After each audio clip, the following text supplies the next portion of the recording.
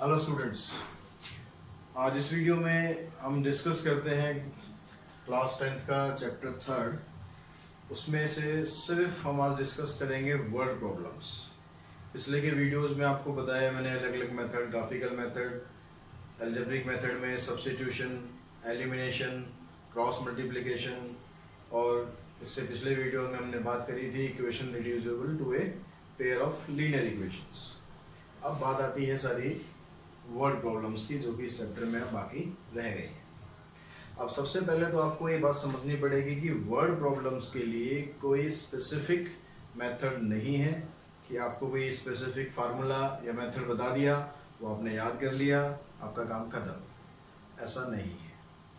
Word problems में सबसे main जो चीज़ है, आप जो समझ पाएँ उसमें कि उसके स्टेटमेंट में क्या क्या आपको दिया हुआ है, उससे आप इक्वेशन किस तरह से फ्रेम करेंगे। भी इक्वेशन फ्रेम करने के लिए कोई फार्मूला नहीं है, सिर्फ आपके सेंस ऑफ ह्यूमर, आपका लॉजिकल रीजनिंग, वो यहाँ पर काम आएगी कि आप किस तरह से इक्वेशंस फ्रेम कर पाते हैं। कुछ प्रॉब्लम्स हम डिस्कस करेंगे, जैसे इसमें हम एज से रिलेटेड एक प्रॉब्लम मैं ले रहा हूँ, फिर एक प्रॉब्लम और एज से रिलेटेड लेंगे। इसी तरह से 2-3 टाइप की हम इक्वेशंस इसमें ट्राई करेंगे ताकि आप समझ पाएँ कि आपको करना क्या है। अब क्योंकि यहाँ पर आप जो चैप्टर कर रहे हैं वो है pair of linear equation in 2 variables, मतलब आपको जितने भी इक्वेशंस बनाने हैं उसमें 2 इक्वेशंस जरूर बनेंगी और उसमें 2 वेरिएबल्स होंगे। अब आपको ये समझना है कि वेरिएबल्स आपको कौन कौन से लेने हैं, किसके लिए लेने हैं।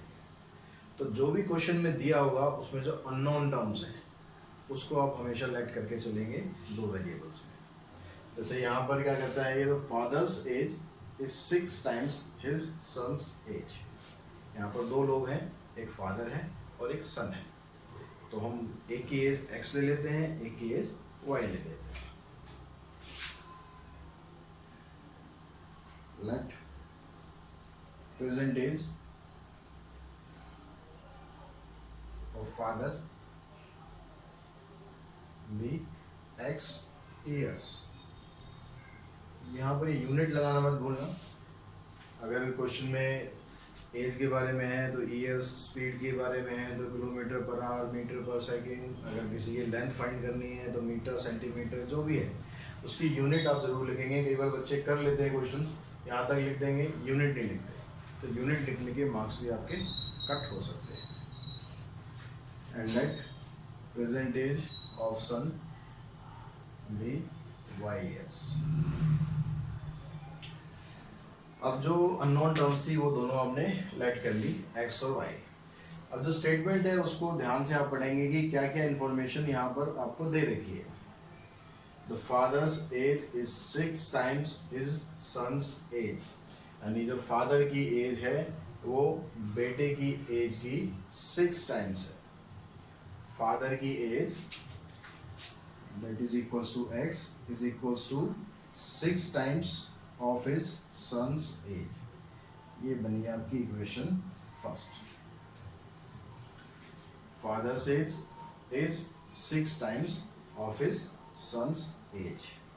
ये जो पहली लाइन है आपकी, फर्स्ट लाइन से ये इक्वेशन आप मिल गया। अब उसके आगे चलते हैं, आगे कहता है 4 years hence, hence मतलब बाद में, the age of father will be 4 times his son's age। तो 4 साल बाद की बात कर रहे हैं कि अगर 4 साल बाद जाएंगे तो क्या होगा। तो पहले हम क्या करते हैं, 4 साल बाद की एज निकाल लेते हैं, जो हमने अभी प्रेजेंट एज ले रखी है उसके अकॉर्डिंग। अगर 4 साल हम आगे बढ़ाते हैं तो उनकी एज कितनी होगी। 4 years later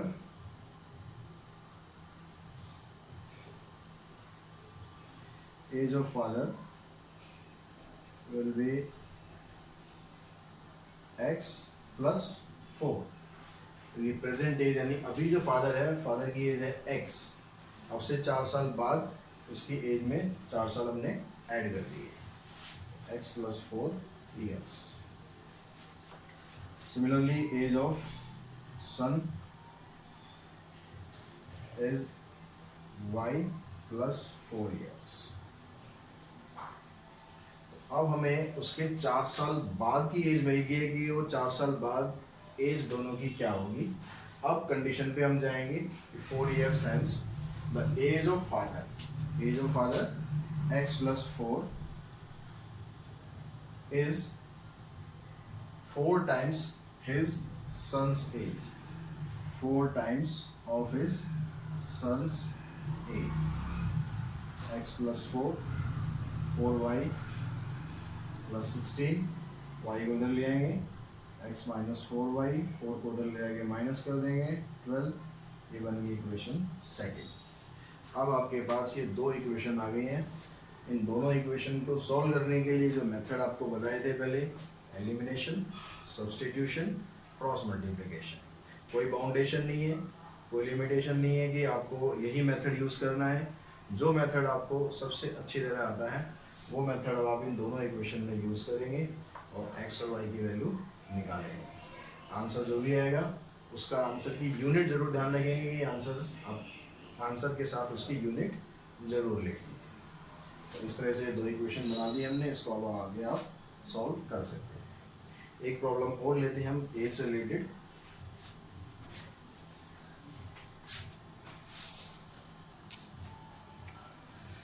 अब नेक्स्ट प्रॉब्लम में क्या है, यहाँ पर 6 year hence यानी 6 साल बाद a man's age will be 3 times the age of his son. यानी अब से 6 साल बाद की बात कर रहा है कि एक व्यक्ति की आयु अपने बेटे की आयु की 3 times होगी। एंड 3 years ago, और 3 साल पहले ही was 9 times age old age his son. उसकी एज अपने बेटे की एज की 9 times होगी। 3 साल पहले की बात कर रहा है। हमें एज फाइंड करनी है प्रेजेंट, तो हम जो लेट करेंगे वो प्रेजेंट एज को ही लेट करेंगे। Let present age of man be x years and present age of son be y years। तो पहले हम बात करेंगे 6 year hence यानी 6 साल बाद की। 6 years later age of man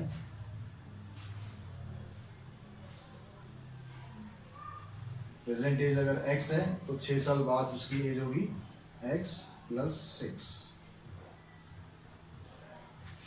and age of son y plus 6। अब क्वेश्चन की जो कंडीशन है उस पर चलेंगे। Man age will be 3 times the age of his son. ये जो आदमी है उसकी एज अपने बेटे की एज की 3 times होगी। यहाँ ब्रैकेट इसकी ओपन करेंगे, 3y को उधर लाएंगे, 6 को उधर ले जाके माइनस करेंगे, ये बनेगी इक्वेशन फर्स्ट। उसके बाद सेकंड कंडीशन पे चलते हैं। सेकंड कंडीशन क्या है, 3 years ago 3 साल बाद,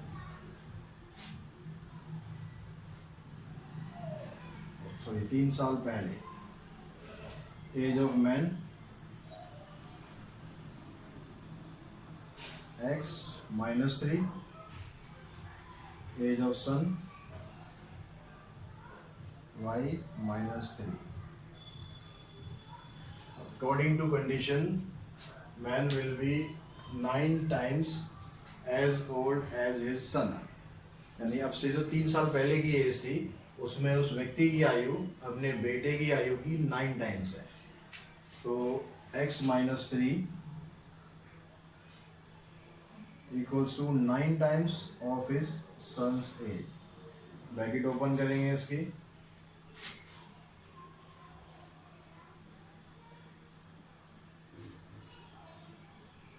नाइन वाई को उधर ले आएंगे, 3 को उधर ले जाके माइनस कर दो। ये इक्वेशन होगी सेकेंड। तो यहाँ भी अब आपके पास ये दो इक्वेशन बन गई। इन दोनों को वही आप अलजेब्रिक मेथड को ऐसा भी यूज़ करेंगे और उससे एक्स और वाई की वैल्यू निकल जाएगी। इस तरह की कुछ और प्रॉब्लम और डिस्कस करते हैं। अब यहाँ इस प्रॉब्लम में आपको दिया हुआ है कि 3 चेयर एंड 2 टेबल्स कॉस्ट ₹1850, यानी 3 चेयर और 2 टेबल की कॉस्ट इतनी है। 5 chair and 3 table cost ₹2850। Find the cost of each chair and table. तो आपको एक चेयर की और एक टेबल की कॉस्ट फाइंड करनी है, और जो चीज हमें फाइंड करनी है उसे हमें एज्यूम कर लेना है। Let cost of each chair and table be ₹X and ₹Y, यानी एक चेयर की कॉस्ट X, एक टेबल की कॉस्ट Y। आप अलग अलग लाइन में भी दोनों को मेंशन कर सकते हैं। अब according to condition cost of 3 chair that is equals to 3x, क्योंकि एक चेयर की कॉस्ट है x, तो 3 चेयर की कॉस्ट होगी 3x and 2 tables equals to 1850. This is your first equation. And cost of 5 chair that is equals to 5x plus cost of 3 table that is 3y is equals to 2850. So there are 2 equations you have to solve using any algebraic method: elimination, substitution, cross multiplication. Next problem पे चलते हैं। A fraction becomes 4/5 when 1 is added to each of the numerator and denominator. अगर किसी fraction में numerator और denominator दोनों में 1 add कर दिया जाए तो फ्रैक्शन 4/5 के इक्वल होगा। अब फ्रैक्शन में दो चीज होती हैं, एक न्यूमरेटर और एक डिनोमिनेटर, तो दोनों को हम एज्यूम कर लेते हैं। Let numerator and denominator of a fraction be x and y. Therefore, fraction is x upon y. Now if 1 is added to each of the numerator and denominator, if 1 is added to numerator and denominator, then it becomes 4/5. अब आप इसको cross multiply करेंगे पहले। 5x plus 5 4y plus 4, y को इधर लाएंगे, 5x minus 4y, 5 को उधर ले जाके माइनस कर देंगे। ये इक्वेशन होगी हमारी first. According to second condition, if we subtract 5 from each, then it becomes 1/2. If we subtract 5 from numerator and denominator, then it becomes 1/2. Now cross multiply 2x 10 y minus 5, y को इधर लाएं, 2x minus y, minus 10 को उधर ले जाएंगे, plus 10 हो जाएगा। इसके साथ सॉल्व करके ये दूसरी इक्वेशन आ जाएगी। तो इस तरह से यहाँ भी आपके पास 2 इक्वेशन आ जाएंगी, इन दोनों इक्वेशन को लगाओ, सॉल्व करो। तो इस तरह बस आपको समझने की ज़रूरत ये है कि आपको इक्वेशन में जो दिया हुआ है उसको किस तरह से फ्रेम करना है। अगर आप फ्रेम करना समझ जाते हैं इजीली, तो इन क्वेश्चंस में कोई प्रॉब्लम नहीं होती और ऑलमोस्ट 3 या 4 नंबर का क्वेश्चन बोर्ड एग्जाम में आता है। अभी एक प्रॉब्लम और डिस्कस करेंगे हम, स्पीड और टाइम की।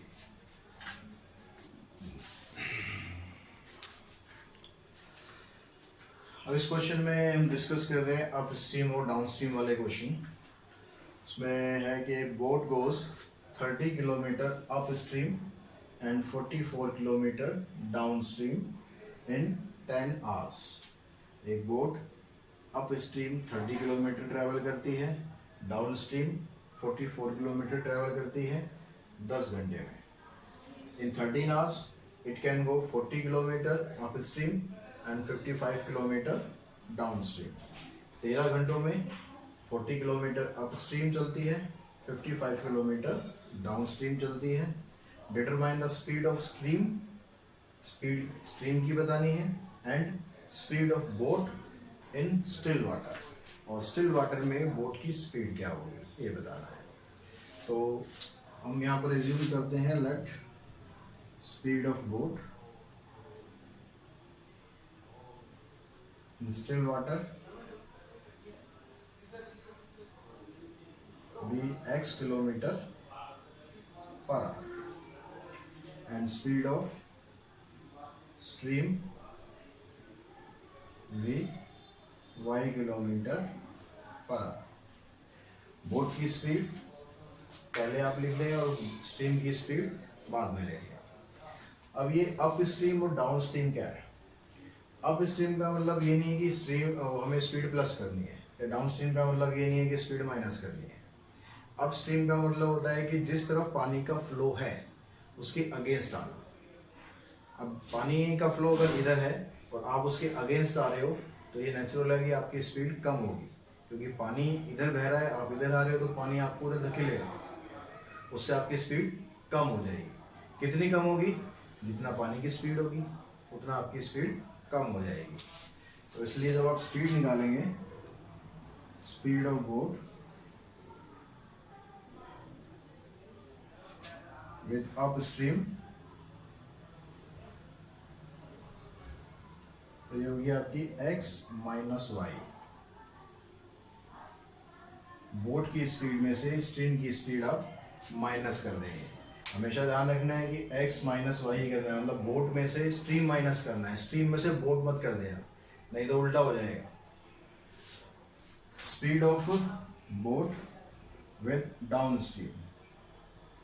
डाउन स्ट्रीम का मतलब होता है कि जिस तरफ पानी का फ्लो है उसी तरफ आप जा रहे हैं। अगर पानी इधर बह रहा है तो आप भी इधर ही जा रहे हैं, तो उससे क्या होगा, आपकी स्पीड इंक्रीज हो जाएगी, क्योंकि आपकी मेहनत प्लस पानी आपको धकेलेगा आगे, दोनों की स्पीड आपस में जुड़ जाएगी, ऐड हो जाएगी।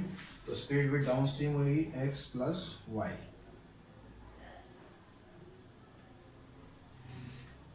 इस तरह से speed up stream down stream वाले क्वेश्चन में ये 3-4 लाइनें तो आपको हर क्वेश्चन में लिखनी है। उसके बाद अगर हम 30 किलोमीटर अप स्ट्रीम जा रहे हैं तो टाइम कितना लगेगा? टाइम का फार्मूला होता है डिस्टेंस अपॉन स्पीड, ये फार्मूला आपको यूज करना है। तो फर्स्ट कंडीशन के अंदर 30 किलोमीटर अप स्ट्रीम जा रहे हैं, अप स्ट्रीम की स्पीड है आपकी x माइनस वाई, डिस्टेंस है 30 किलोमीटर, तो 30 अपॉन x माइनस वाई, ये टाइम लगा जब आप अप स्ट्रीम ट्रैवल करोगे। प्लस डाउन स्ट्रीम 44 किलोमीटर जा रहे हैं, 44 अपॉन में डाउन स्ट्रीम की स्पीड x प्लस वाई, दोनों टाइम मिलाकर है 10 आवर्स इक्वल्स टू 10, ये होगी इक्वेशन फर्स्ट। सेम ऐसे ही नेक्स्ट कंडीशन में चलेंगे। In 13 hours it can go 40 kilometre upstream, 40 kilometre upstream and 55 kilometre downstream equals to 13 hours. तो जो 3.6 एक्सरसाइज में हमने क्वेश्चंस करे थे, किस तरह से सॉल्व करना है, उस तरह के 2 इक्वेशन बन जाएंगे। इसको आप सॉल्व करेंगे तो x और y की वैल्यू मिल जाएगी। तो आई होप कुछ वर्ड प्रॉब्लम मैंने आपको जो कराई है वो आपको समझ में आई होंगी। उनमें क्या करना है, किस तरह एज्यूम करना है, किस तरह इक्वेशन फ्रेम करनी है। इसके अलावा और बहुत सारी इक्वेशंस हैं, कुछ आप ट्राई करने की कोशिश करना, जितनी हो सकती है उतना कोशिश करें। उसके अलावा कुछ स्पेशल कोई प्रॉब्लम आती है, कोई दिक्कत आ रही है, तो आप सभी को मेरा नंबर भी शायद पता होगा, तो आप उस पर मुझे कॉल कर सकते हैं। नहीं है तो मैं इसमें मेंशन भी कर दूंगा वीडियो में, तो आप कॉल करके मुझसे कंसल्ट करें और जितना भी काम आपको करवाया जा रहा है वो काम आप ज़रूर करें। Thanks to all.